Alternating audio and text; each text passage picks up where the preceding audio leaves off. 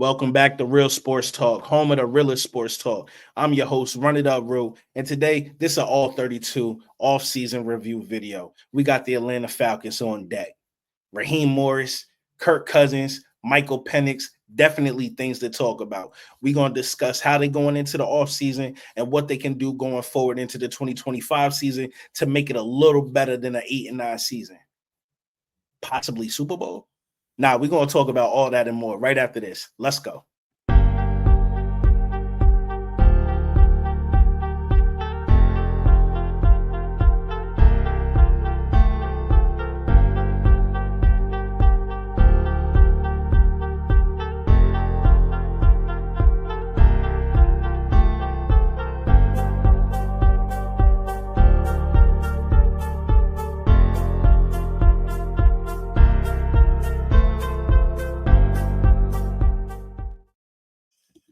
The Atlanta Falcons finished second in the NFC South with an overall record of 8-9. But to begin the season, they had a lot of hype. They hired Raheem Morris. They brought him back his second tenure. Well, he was an intern coach, first a position coach, then an intern coach, and then 4 years later, he's back now as the head coach. They brought in Kirk Cousins, gave him the bag. Then they drafted Michael Penix. Not in the second round, not in the third round, but in the first round. When that happened, I knew right then and there what it was. I knew what it was. I said, yo, they thinking out there. They forward thinking out there. That's smart. A lot of people were doubting Michael Penix. Didn't really feel like his pedigree in college was enough to land him in the first round. I thought that was stupid. But a lot of those people who do the mock drafts and all those big boards and stuff like that, they usually get things wrong. But all shouts out to them. They get in the bag too, right?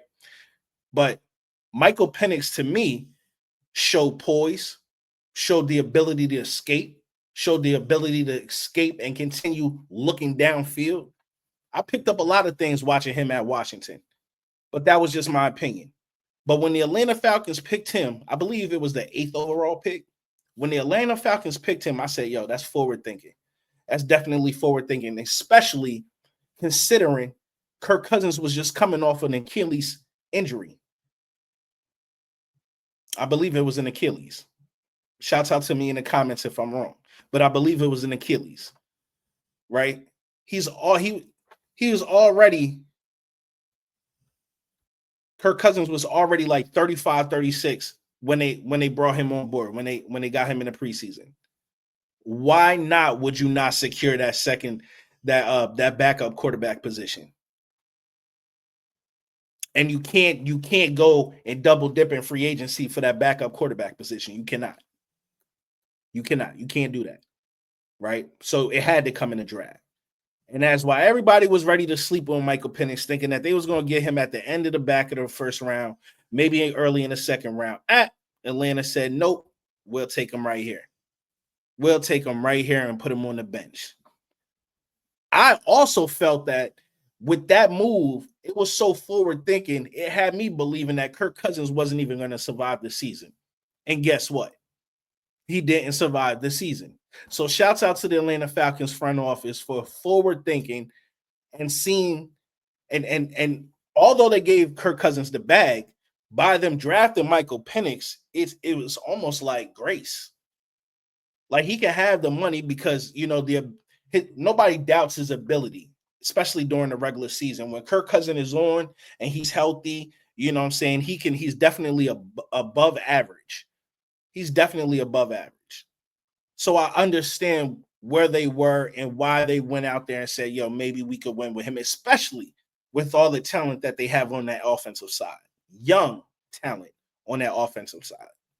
But, Raheem Morris was named the 19th head coach in Atlanta Falcons history in 2024. His overall record as a head coach, including this season, is 21-38. And like I said, he finished his first season 8-9. Now, he came in with a lot of expectations. He wanted to win the NFC South, improve the roster, and get the quarterback situation right. I think he executed on two of those three. He didn't win the NFC South, but I believed he improved the roster enough from what he could, and I believe he got the quarterback situation right. So shouts out to Raheem, for two out of three of what he wanted to come in, what his expectations was for this first season. Um, I believe the quarterback situation couldn't have worked out for them any better. But when it comes to Kirk Cousins, now they gave Kurt, a 36-year-old Kurt, they signed him with a $180 million deal right before the 2024 season. $100 million guaranteed, and I believe like $50 million was on signing bonus, right? Now he threw for 3,508 yards, 18 touchdowns, but 16 interceptions. So, a lot of people were saying it was due to injury. It was due to, him not having the mobility like that. He's not really seeing the field like he's supposed to when that pressure's on him, which could all be true. Could definitely be true. But he was benched not once, but twice overall during the season. And when Michael Penix came in, I knew the boy was not giving that job back. Just simply the game has moved on from pocket presence. Like you have to have pocket presence, but you can't just stand in the pocket. You will not survive like that unless you have the greatest offensive line, unless nobody can literally touch you. On a week in, week out basis, you need to be able to execute left and right of that pocket. You need to be able to roll. You need to be able to, you need to be able to throw some crossovers in there as well. Not everybody is Lamar Jackson. Not everybody is Jalen Hurts. I get that, but you still can't be just, foot stuck in the mud. You can't do that. So after he was benched for the last time in week 16 to rookie quarterback Michael Penix, the boy just he never looked back. He actually looked great for his starts. There was some things that he's definitely need to clean up going into his second season. But you can definitely see the promise in there. You can definitely see that, I don't foresee Atlanta having to look for a quarterback in the upcoming draft. I don't think that I definitely know they're not looking for one in this draft, but I don't see them having to look forward another quarterback anytime soon. I think he's going to come in and do a great job. Now he's 24 years old, so he is already coming in as a vet, at least in mindset. He's 24. He threw for 775 yards, 3 touchdowns, but 3 interceptions. Now you would like for that interceptions number to go down. I understand that, but give him some time, give him some grace. He's being thrown in kind of at the spur of the moment. Nothing was like full week of preparation. He wasn't able to have that. So going into this offseason, a full offseason regimen, going into the preseason, and then able to start week 1 and going forward, I think Michael Penix is just going to be night and day from what we seen last year. And although I was buying into what I seen last year. Now, biggest offseason needs. They have 30 impending free agents.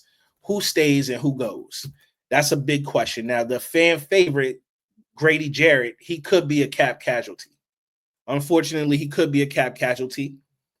Let me see. 1 second here.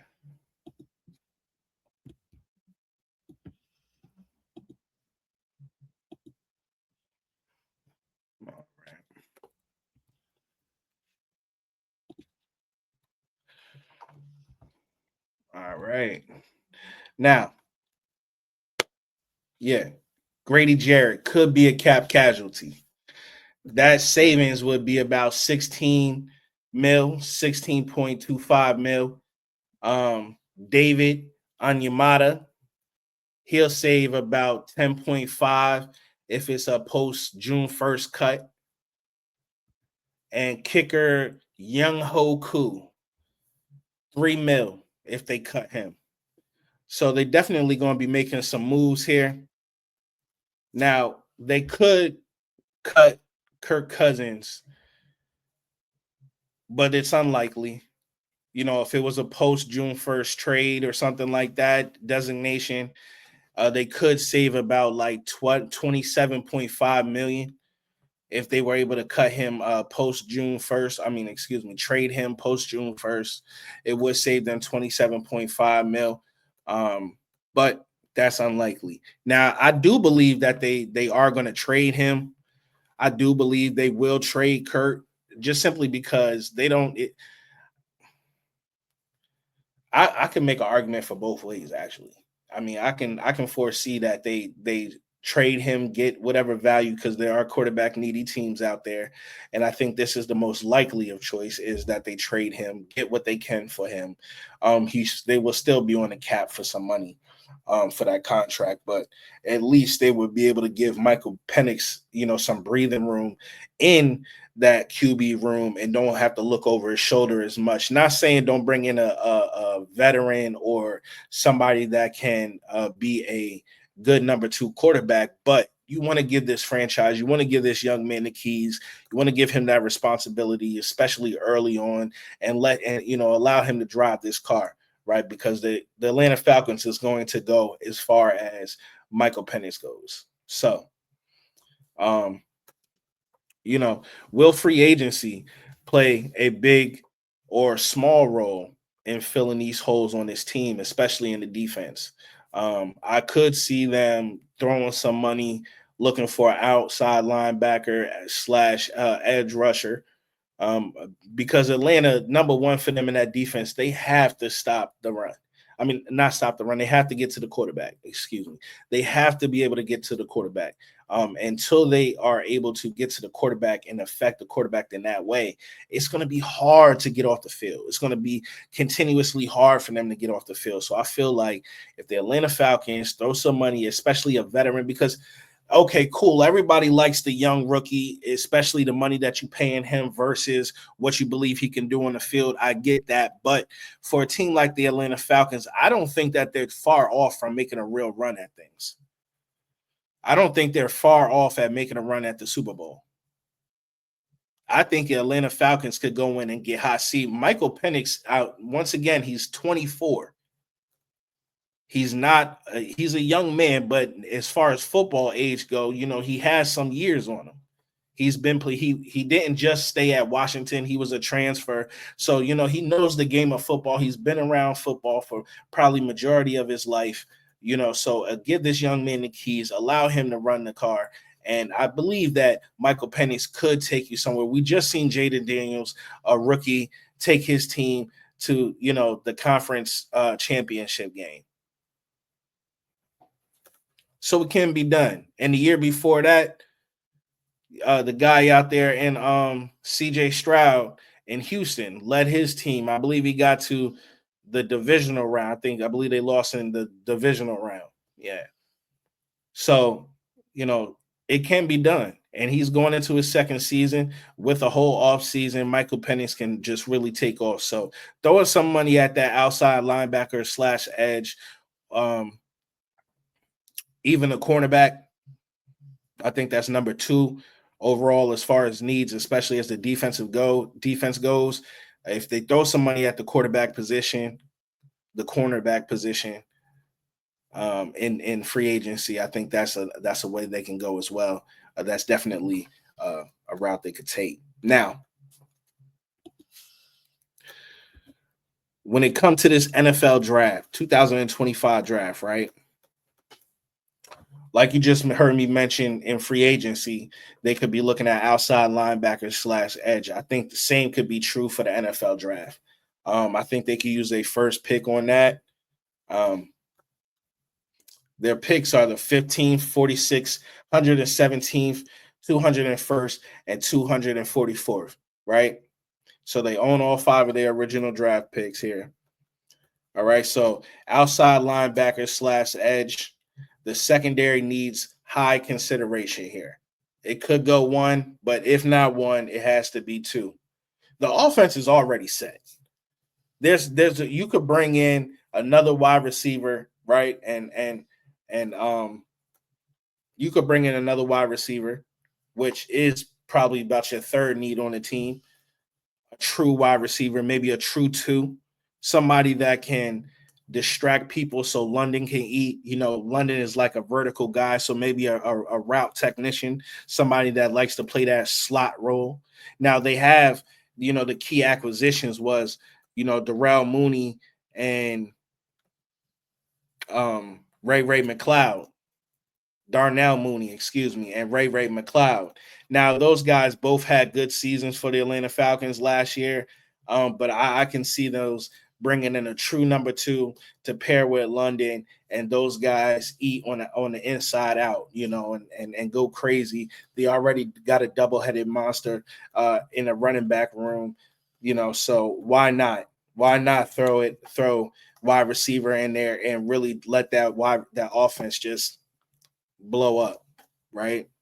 So I can definitely see a wide receiver being in play for them somewhere in this draft, most likely higher, because in this draft, wide receiver starts to fall off a little bit. Now, there's always gems in a draft. In any draft, there's gems, but wide receiver starts to fall off. So I believe that they could target defense in their last three picks and go offense with their first two.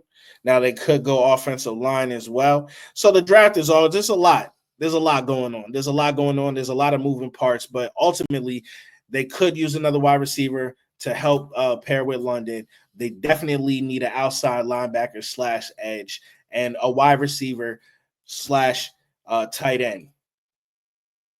Nowadays, tight ends are coming as wide receivers. So you could cover both bases with the tight end move. They could do that. So it'll be interesting to see what they do. Could they trade Kyle Pitts and bring in some more picks? That's definitely an option, because Kyle Pitts out there it's been rough. I know quarterback play has not been consistent, but even the Atlanta Falcons content creators will agree with me with this is, he doesn't, there's a lot of tape of him not putting in effort. And I'm not even going to say a lot of effort, like effort at all. Some of them routes he's just running on. He's just walking on. So damn near walking on. So could they trade Kyle Pitts? Could it be a locker room move as far as continuity within the offense, within the team? I think that, the grass may be greener for Kyle Pitts somewhere. I'm a Dallas Cowboys fan, so I'll definitely take him off your hands. If y'all interested, call me. Don't call Jerry. So what will Raheem Morris do to support Michael Penix? We talked about wide receiver. Defense keeps offense off the field, vice versa. Every NFL team is looking for continuity from their offense, defense, and special teams. For them three teams, they would love continuity, right? And this is the time of year that we talk about continuity. Now, when the regular season comes, that's when they break our hearts, right? But right now, we talk about continuity. Will the defense be the identity of the Atlanta Falcons in the 2025 season? I can strongly see that happening. I can definitely see that happening.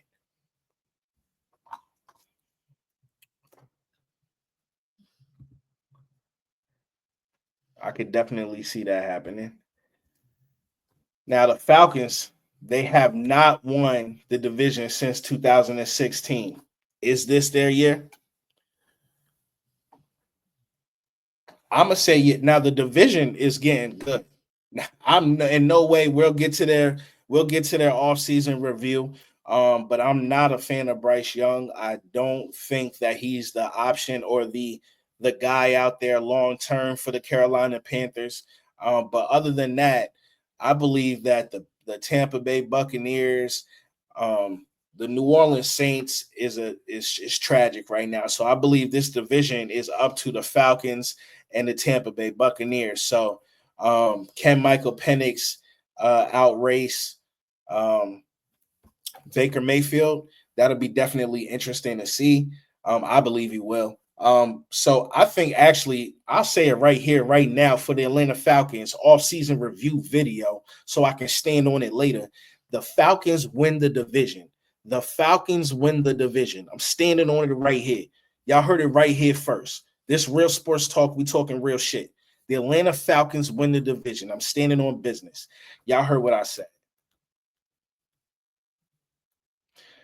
If you enjoyed this video, please make sure to like, comment, and subscribe to the channel. Once again, this is Real Sports Talk, home of the realest talk.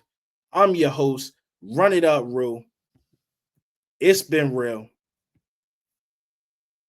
And I thank you.